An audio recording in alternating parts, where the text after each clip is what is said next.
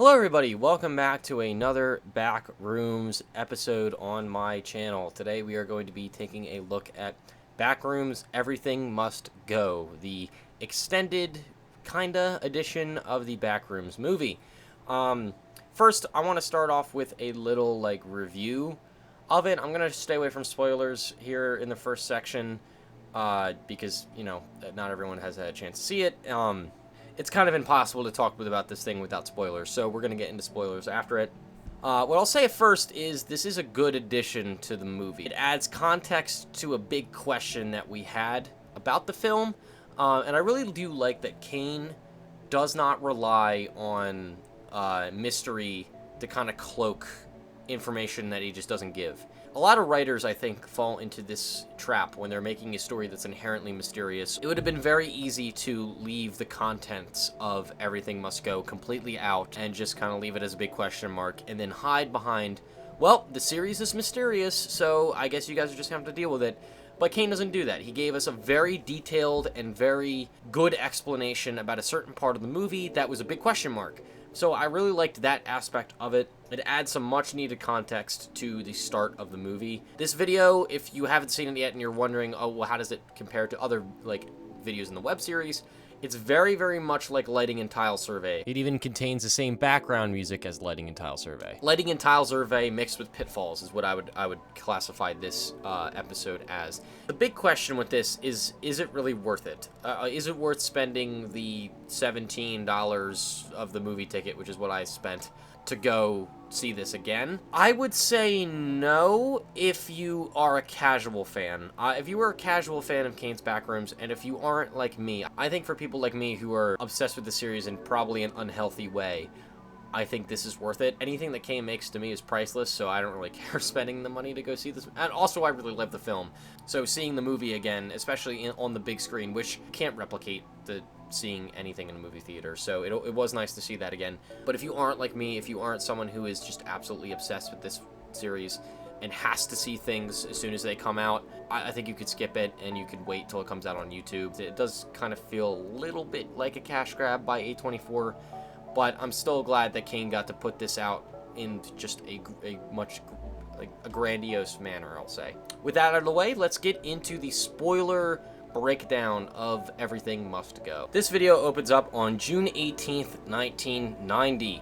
This is the day before we see the start of the movie with Naren. On June 18th, 1990, Dr. Aaron Ing, Naren Warren, and Bill, last name unknown, investigate a new branch of the complex near a second outpost that Async has established. On this expedition, they discover 3 signs reading Everything Must Go. These signs continue to decrease in size and clip into the ground. The next day, Ronald McCarthy replaces Dr. Ing and joins Naren and Bill to investigate and analyze the signs. Just as the team is finishing up their analysis, Ronald posits that a 4th sign could be located on the other side of the wall, based off the measurements of where these signs are spaced out. Ronald cuts a hole in a wall and finds a 4th sign. They also find a mannequin hand that's clipping through the wall. After cutting another hole, they discover an unclothed mannequin next to a pirate ship's steering wheel. This is the same mannequin, just without the pirate garb, and the same pirate ship steering wheel from Clark's store. They also discover a misremembered version of Captain Clark's Ottoman Empire. It's a lot like Clark's store, but it has a very different layout. At the end of the store, they find a TV with Chinese characters on it that read no signal. As the team investigates the TV, they hear something approaching. As they move forward to investigate it, Pirate Clark steps out of the shadows, and Naren takes off running. This leads us in a perfect circle back to the beginning of the film, where Naren is attempting to make his way to the second outpost with all of his stuff. Okay, so let's break that down a little bit. So the initial survey is done by 2 new characters, Bill and Dr. Aaron Ing. I think the character Bill is, or maybe both, him and Dr. Ing, Kane clearly voices, and it's just really funny that it's just so much his voice, and he narrates most of this. Again, very similar to Lighting and Tile Survey, his character is narrating the entire thing, so we basically listen to Kane for like 8 minutes. Dr. Aaron's name is actually Dr. Ing, spelled NG, is actually a Chinese surname, which is very interesting. given the amount of Chinese imagery we have seen not only in this video on the TV, but also the poster in Found Footage 3, and the picture of Mao on the wall in Found Footage 3. Interestingly, this branch of the complex that Naren, Bill, and Dr. Ng are investigating is called the Kelowna branch, which is the name of a town in British Columbia in Canada. I don't really know why they chose this name specifically, but this gives us the context for the KLWNA tag for the security cam footage that picks up Clark investigating the cutout in the movie, and Naren's found footage from the beginning of the film. Something else that's interesting is that when one of the team members alerts the other two to the discovery of the signs, Naren says, "It better not be that purple table again. I don't like that thing." To which Bill corrects, "That was a desk." I think that's really interesting. I don't know what that could mean. What purple table, and why does Naren not like it? This is clearly something they've seen multiple times, and I think that's really interesting. Another thing that this video does confirm is that the place that Naren was heading toward during the start of the movie is a second outpost that Async had established in the complex.